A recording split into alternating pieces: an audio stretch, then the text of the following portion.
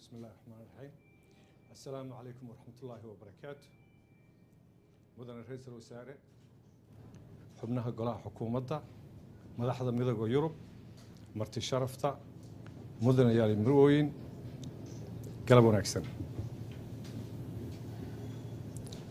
waxaa dawladda Soomaaliya farxad u ah inay munaasabadan ku shaaciso qorshe wada jir ah oo ay ku wada shaqayn doonaan Dowladda Federaalka Soomaaliya iyo Midowga Yurub labada sano ee soo socota.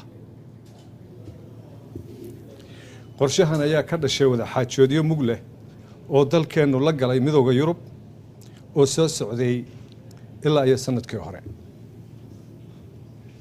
labada dhinac ayaa isweydaarsaday wufuud heer sare ah oo wada xaajoodyo qoto dheer ku yeeshay labada caasimadood ee Muqdisho iyo Brussels. saddex arrimood oo muhiimna u leh dowladda Soomaaliya ayaa saldhig u ah qorshahan.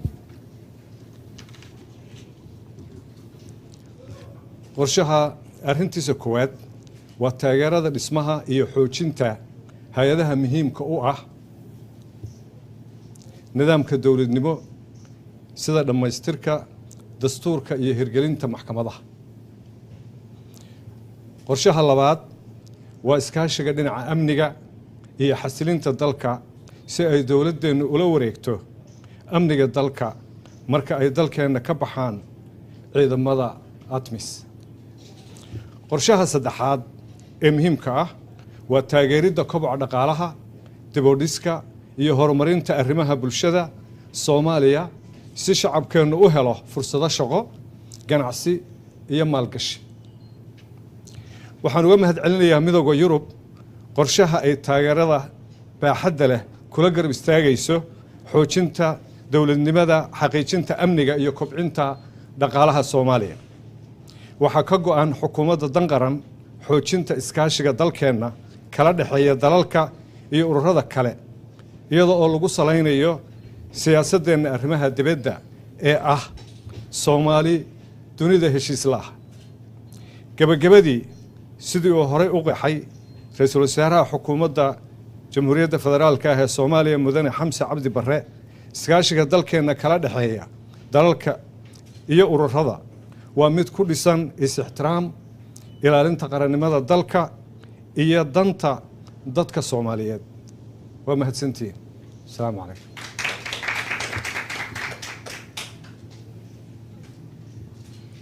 Honorable Prime Minister, Honorable Minister of Foreign Affairs, ministers, colleagues, ambassadors, and the media.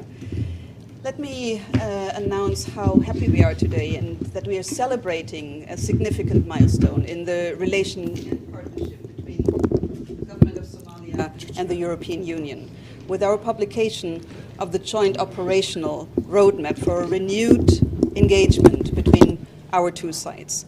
Let me start by expressing my sincere appreciation to the President of Somalia, His Excellency Hassan Sheikh Mohamud, and the federal government of Somalia in general for the very real progress that we feel that is happening not only in our relations, that we have witnessed under his administration. You need me to start? No. Okay, but it's only the greetings. Yeah, I still do the greetings again? Okay. Okay, no problem. Honorable Prime Minister, Foreign Minister, ministers, colleagues, ambassadors, and the media, thank you very much for having and sharing the time with us today. And let me, appreciate the moves by the government of Somalia, by the administration, that enabled us to come here to celebrate the significant milestone in this partnership that the government of Somalia and the European Union, as well as our member states, are coming together with this publication that you all could see on the joint operational roadmap for a renewed engagement between the EU and Somalia. Let me say and start by expressing my sincere appreciation and deep appreciation to the President of Somalia and His Excellency Hassan Sheikh Mohamud and the federal government in general for the very real and profound progress our relations have witnessed under his administration. We are seeing significant momentum on both political and economic reform and on the security transition in the fight against al-Shabaab. In addition, Somalia is a consistent partner in championing an international rules-based order, and our shared values are closely aligned to this end. As such, we have had unprecedented engagements over the last month. The High Representative, Vice President of the European Union, His Excellency Mr. Josep Borrell, visited Mogadishu in September of 2022, speaking to this new engagement. And since then, we had several extensive high-level engagements here in Mogadishu and in Brussels, and the result is the launch today of this joint operational roadmap. The roadmap aims to deepen and focus on three specific areas. Focus on the EU-Somalia partnership around these three priority areas: inclusive politics and democratization, security and stabilization, and the socio-economic growth. We've already spoken about this, and I'm happy to go into details, but for now the EU will remain a strong and reliable partner on all of these three areas. And Somalia's development is not only close to our heart, but in these three areas we see huge steps that you've been taken. So we have been a long-term partner, as you know, since many, many years. And since 2014, the EU has invested 3.6 billion in the state building of Somalia. We have 2 CSDP missions, EUTM and UCAP, on the ground, training and equipping, but also being here for you to include in your stabilization for these next steps. And building institutional capacities, because we all agree without a political foundation, without a strong political alignment, security can only go so far. We've, of course, also had discussions on capacities on the maritime domain, and I think we're all very clear that there is an interest from the EU and our member states to support your efforts in the maritime domain and maritime security. As one of the only international partners in Somalia, we are implementing a budget support program and are planning a disbursement of euros 20.5 million soon, and our ambassador on the ground will be the one discussing this in the coming days. We are also preparing a new budget support program foreseen to be adopted in September of this year. The roadmap takes these points and takes its point of departure in the mutual recognition that we will not progress significantly on state building in Somalia, nor will we fulfill the full potential of our investments unless core issues of instability in Somalia are addressed. And I think this is where your government is leading. As such, let me not take just a moment to speak about the 3 core issues, because I think it will take too long. But let me just paraphrase again. The 3 core fields of engagement are the politics and democratization, the security and stabilization, and of course the socio-economic, because without the economy nothing can go far. Let me close with these remarks. I would like to assure you, the Somali government and its people, that the EU will remain a reliable and committed partner to further invest in a stable and prosperous Somalia. We welcome the government's ambitious reform aimed at utilizing its partners' support. And this is very crucial. You are leading on this, and we want you to lead on this on all 3 aspects, as efficiently and effectively as possible to achieve long-lasting and sustainable results. Only be addressing the contentious issues and root causes of instability will we be able, and you be able, to deliver on our joint commitments to the Somali people. Today, our joint operational roadmap for the renewed focus engagement between EU and Somalia demonstrates our commitment to support the government of Somalia in this very concrete terms. Thank you very much. I'm looking forward.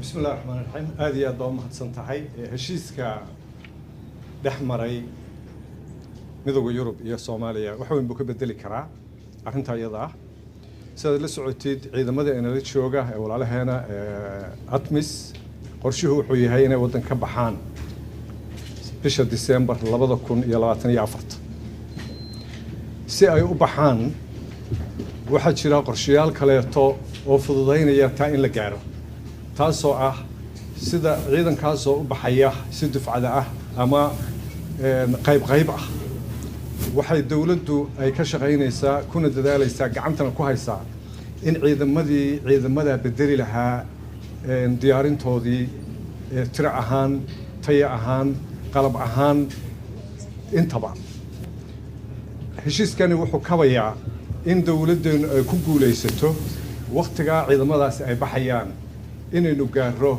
meel inagu aynu ammaankeenna gudo debed iyo si walba iyo nooc kastaba aynu ugu filaan karno heshiiskani marka iyadoo awalba Midowga Yurub ay joogeen oo ay qayb ka geysanayeen gacanna ka geysanayeen sida hadda amniga loo ilaaliyo ama joogitaanka atmis intaba haddana heshiiskani wuxuu sahlayaa in si gaar ah oo wada jir ah oo aad ugu haboon khuseeyana sidaynu inagu ciidamo aynu leenahay ee ina ku filan ee tayo leh aynu u gaari lahayn inagoo haysana in ciidanka atmis u baxo mahadsantahay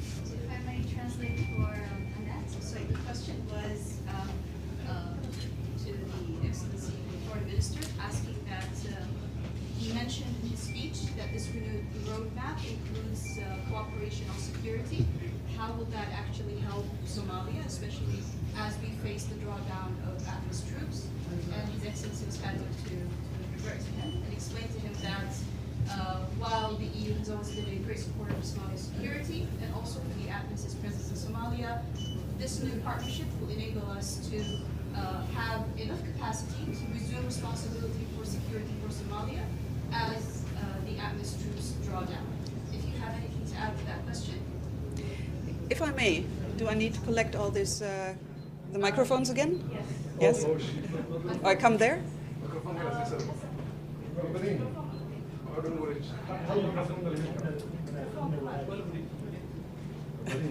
Because I don't know how to handle those. There are too many.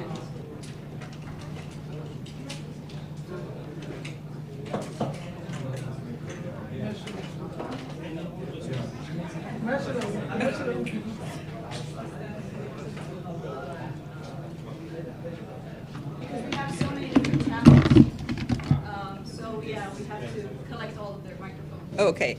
Well, thank you very much. And if I may, just to add to what the Foreign Minister said, from an EU perspective, as you know, we've been supporting AMISOM since its inauguration, since the beginning. And for us, it's not about stopping AMISOM. For us, it is really what is the Somali lead towards a Somali-led security architecture, towards a Somali-led security structure that can then basically go without ATMIS or go without the frontline states. Now, we understand this is not yet there.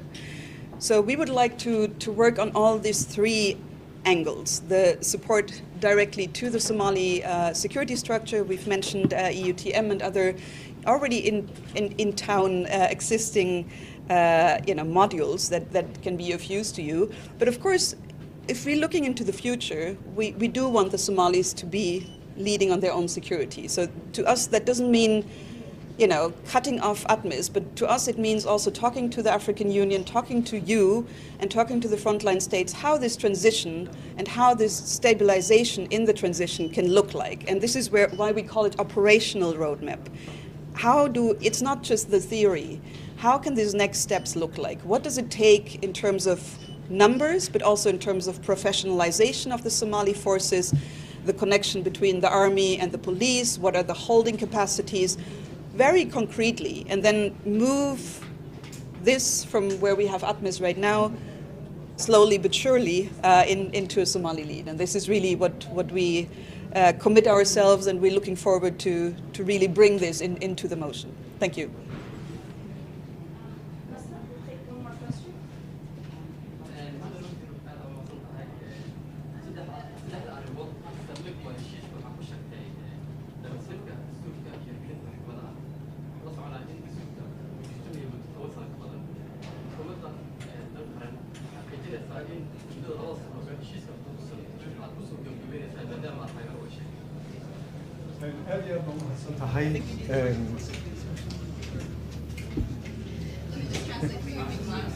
His question is, since the roadmap also includes support for the Constitution, he's asking if we will be able to finalize the Constitution in the next 2 years since we have your generous support. That's a very good question to the Somali side. It is. Bismillah. aad iyo aad baa u mahadsan tahay su-aasha la xiriirta heshiiskan iyo wadaxaajoodkan hadda aanu bilownay muxuu ka tarayaa ama sideeba u caawinayaa dhammaystirka dastuurka iyo horumarinta maxkamadaha. qorshahaasi waxaa qorshe socday mar walba xukuumadda mudnaanta koowaad u ahaa waayo ummad aan dastuur lahayn garsoorna lahayn waxa weeyaan horumar ma gaari karto. mid labaad arrintan waa mas-uuliyad wadareed saaran heerarka kala duwan ee maamulada iyo dawladda iyo dhammaan golayaasha waddanka iyo muwaadin kasta oo Soomaaliyeed. arrintani waxay sahlaysaa ka go'naanshihii xukuumadda danqaran ee ahayd in sida ugu dhaqsaha badan waddanku helo dastuur dhammaystiran, cadaalad dhammaystiran, garsoor shaqaynaya oo la isku halayn karo. way ka go'antay xukuumadda mudnaan koowaad bay u tahay.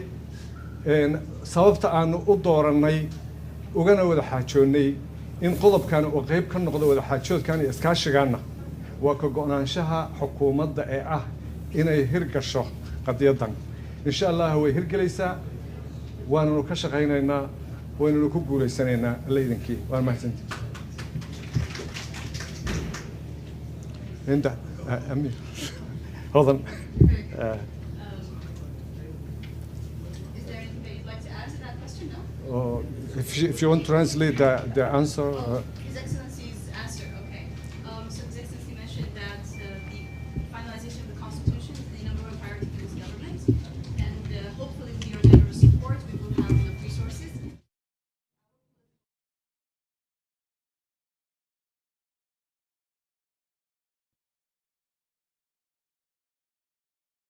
And we will hopefully finalize it before even those 2-year deadlines. Thank you. There is nothing to add because I could have not said it better. And I think, the concluding line on this is nothing can move if you don't get not just you, but in everywhere in the world, if the politics are not right. And I think, having this as a priority is very much supported by us. And we see, we see how we can help, but of course it's on a Somali lead to get to that point. Thank you. We'll take this one last question. Finished? I think yes. I don't know. Last question. Last question? Last question. 3 questions, sorry. No problem. Don't worry. Not yet decided.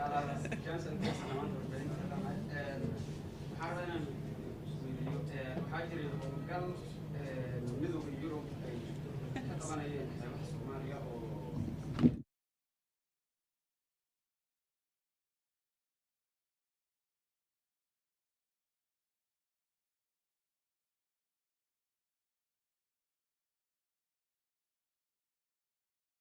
maraakiib Jineefa ay soo galaan oo ay dhibaatooyin ka geystaan dadka kalluumaysatada Soomaalida ku dhugan yihiin howlgalka Midowga Yurub ee xeebaha Soomaaliya ay ka fuliyaan xagee ku dambeeyaa maxaa waxtarkiisa loo leeyahay heshiiskaasi muxuu kusoo kordhin karaa aad iyo aad baa umahadsan tahay howlgalka Midowga Yurub ee xeebaheenna waxtarkiisa waa muuqdaa wuu shaqaynayaa waxaan laga garan karaa marka aynu isu eegno idinku miidiya baa tihiin heerka hadda ee dhacdooyinka ka dhaca biyaheenna iyo marka loo eego sanad 2 sannadood 3 sannadood ama dhowr sano ka hor arrintaas waxaa arrin si tartiib ah loogu guuleysanayay ayadoo 2 jiho leh mid ay tahay kow ilaalinta badqabka baddeenna iyo waxa ku jira midna ay tahay ilaalinta amniga badda iyadoo uu xadidan yahay mandate-ka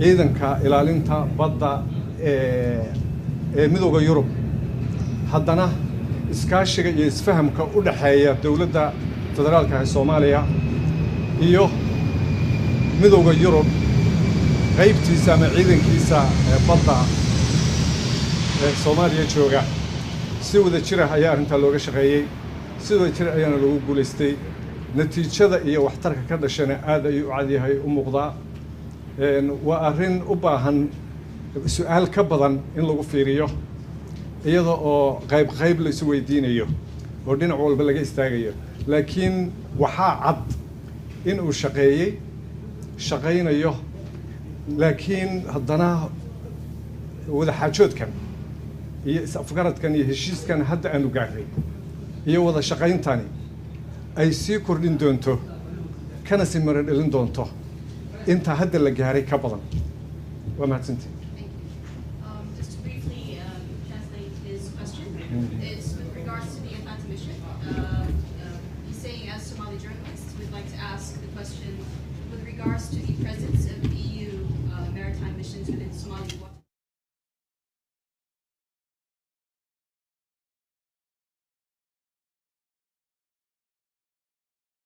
How does this new partnership enhance all that? And to elaborate, and His Excellency elaborated that the President has been very positive for the protection of Somali's assets and territorial assets, and also for the protection of Somali territorial waters, and that this new partnership and new framework will most certainly work on enhancing these benefits in the future as we continue to negotiate the specificities of this partnership. But you can also elaborate.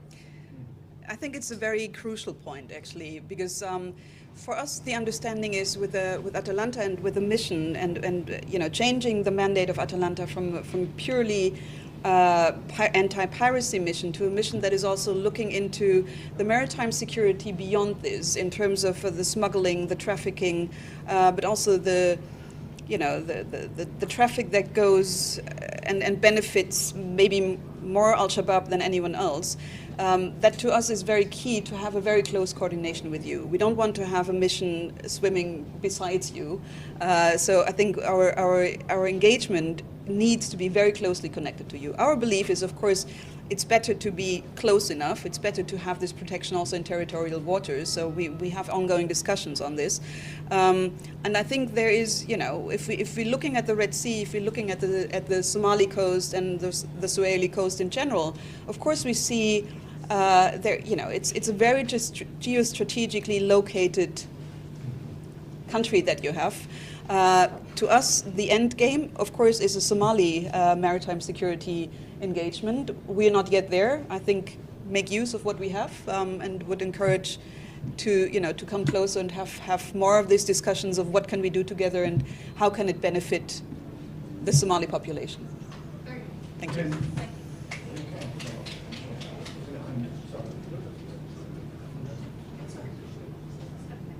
So can we take a group photo? Yes, if I can get.